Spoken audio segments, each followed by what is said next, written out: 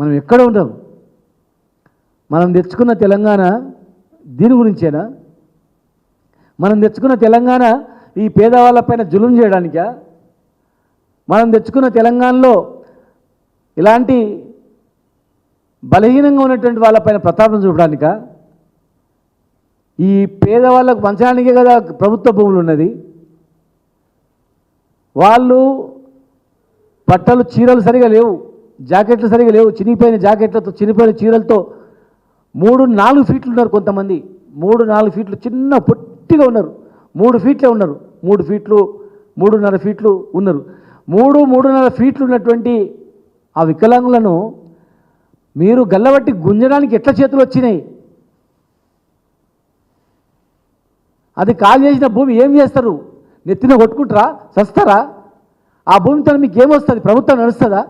కోట్లాది విలువైన భూమి అది. ప్రత్యామ్నాయం చూపకుండా వాళ్ళ ఇళ్లను వాళ్ళు కాల్ చేయించడంలో అడిటోడు ఎవరు లేడనా?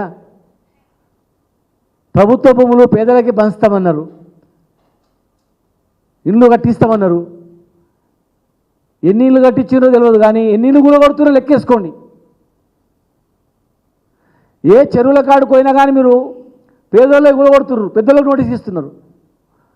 పేదోళ్ళకు ఒక న్యాయం, పెద్దోళ్ళకు ఒక న్యాయమా? బీదవాళ్ళకు ఒక న్యాయం, ధనవంతులకు ఒక న్యాయమా? చట్టం తీసుకురండి. ధనవంతులకు ఒక చట్టం తీసుకురండి, పేదవాళ్ళకు ఒక చట్టం తీసుకురండి. చేయండి, ఆ పని చేయనప్పుడు చట్టాన్ని సవరించండి, చేయండి. అప్పుడు ప్రజలు తెలుసుకుంటారు ఎటువైపునని. ఆ పేదవాళ్ళు ఓటు వేస్తేనే ప్రభుత్వం వచ్చింది, ఆ పేదవాళ్ళు ఓటు వేస్తేనే అధికారంలోకి వచ్చింది. ఆ పేదవాళ్ళు మోసపోయే ఇవాళ అధికారంలోకి రావడం జరిగింది.